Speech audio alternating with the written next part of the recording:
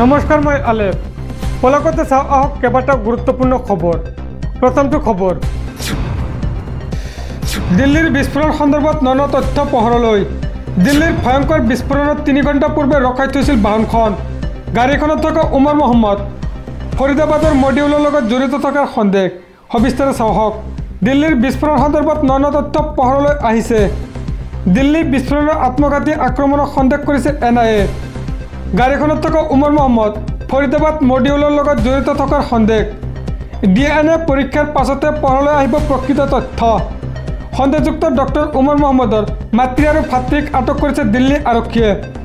দিল্লীৰ ভয়ংকৰ বিস্ফোৰণৰ 3 ঘণ্টা পূৰ্বে ৰখাই থৈছিল বাহনখন। বিয়লি 3:19 পৰা 6:45 ৰখাই থোৱা হৈছিল বাহনখন।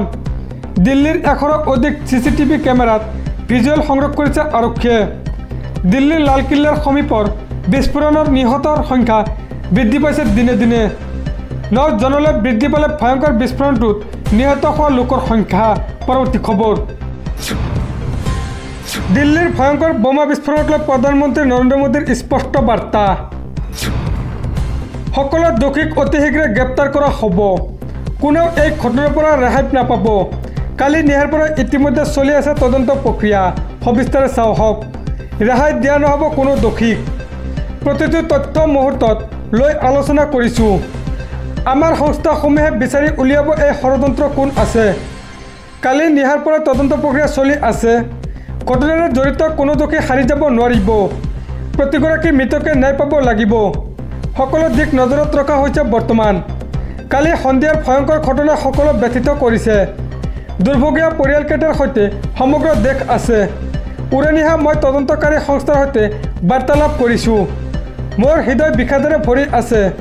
নিহত আৰু আহত পৰিয়াললৈ গভীৰ সমবেদনা জ্ঞাপন কৰিছে প্ৰধানমন্ত্ৰীয়ে। দিল্লীৰ ভয়ংকৰ বিস্ফোৰণক লৈ প্ৰধানমন্ত্ৰী নৰেন্দ্ৰ মোদীৰ বৃহৎ ঘোষণা। পৰৱৰ্তী খবৰ, দিল্লীৰ বোমা বিস্ফোৰণৰ পিছত এইবাৰ অসমতো জাৰি কৰা হৈছে হাই এলাৰ্ট। বিভিন্ন আৰক্ষীৰ বিষয়াৰ উচ্চস্তৰীয় বৈঠক। প্ৰতিখন জিলাৰ আৰক্ষীলৈ প্ৰেৰণ কৰিছে সতৰ্কবাণী।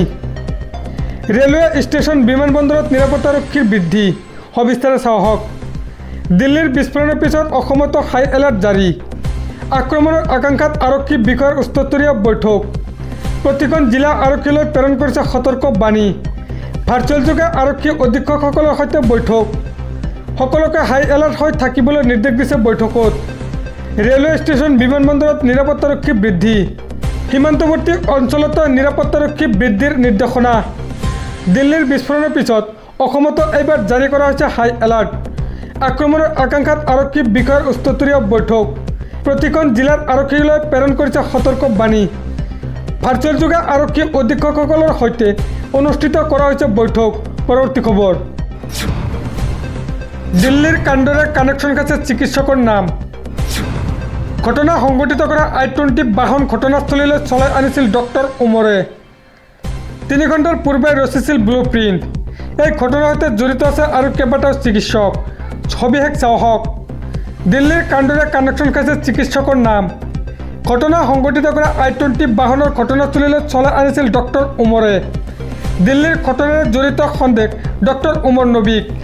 চিকিৎসকজনৰ সন্ধানত আৰক্ষীৰ অব্যাহত অভিযান। দিল্লীৰ বিস্ফোৰণৰ পূৰ্বে গ্ৰেপ্তাৰ জম্মু কাশ্মীৰৰ 4 চিকিৎসকক।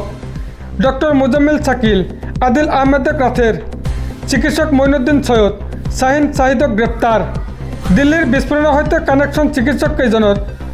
জব্দ ৰাইফল, পিষ্টল, বৃহৎ পৰিমাণৰ বেটাৰী। কাশ্মীৰত চিকিৎসক মুজাম্মিল শাকিৰৰ ঘৰৰ পৰা জব্দ কৰা হৈছে 2900 কেজি বিস্ফোৰণ। আদিল আহমেদৰ পৰা জব্দ হৈছে AK-47 ৰাইফল।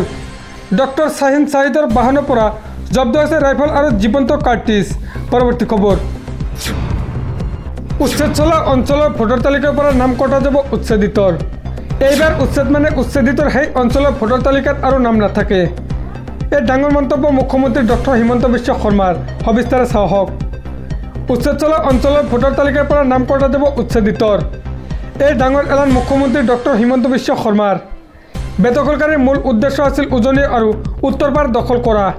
কিন্তু এয়া কোনো পৰ্যায়ে হ'বলৈ দিয়া নহ'ব মুখ্যমন্ত্ৰীৰ স্পষ্ট বাৰ্তা। আমাৰ উচ্ছেদ অভিযান নিৰন্তৰে চলিয়ে থাকিব। আমাৰ প্ৰচেষ্টা হ'ব ইতিমধ্যে উচ্ছেদিত লোকসকল যাতে উজনি আৰু উত্তৰ পাট দখল কৰিব নোৱাৰে, অনুপ্ৰৱেশকাৰীয়ে যাতে উজনি আৰু অসমক বেদখল কৰি ভাবুকি সৃষ্টি কৰিব নোৱাৰে। উচ্ছেদিতসকলক উচ্ছেদিত হোৱা অঞ্চলৰ ভোটাৰ তালিকাৰ পৰাও কৰ্তন কৰা হ'ব নাম। নামনি আৰু মধ্য অসমটো আমি বচাব নোৱাৰিলোঁ, আমি আৰু আগৰ প্ৰজন্ম বিফল হ'ল। এতিয়া উজনি আৰু উত্তৰ অসমক আমি বচাব লাগিব, বেদখল কৰিবলৈ দিয়া নহ'ব। উচ্ছেদৰ লগে লগে ভোটাৰ তালিকাৰ পৰাও নাম কৰ্তন কৰা হ'ব। মাৰ্ঘেৰিটালৈ যিসকল মানুহ আহিছে তেওঁলোকৰ মাৰ্ঘেৰিটাৰ সৈতে কোনো পৰিচয় নাই। তেনেকুৱা মানুহক উচ্ছেদ কৰা হ'বই, ব্যৱস্থা লোৱা হ'বই। এবাৰ উচ্ছেদ মানে উচ্ছেদিতৰ সেই অঞ্চলৰ ভোটাৰ তালিকাৰ পৰা কৰা হ'ব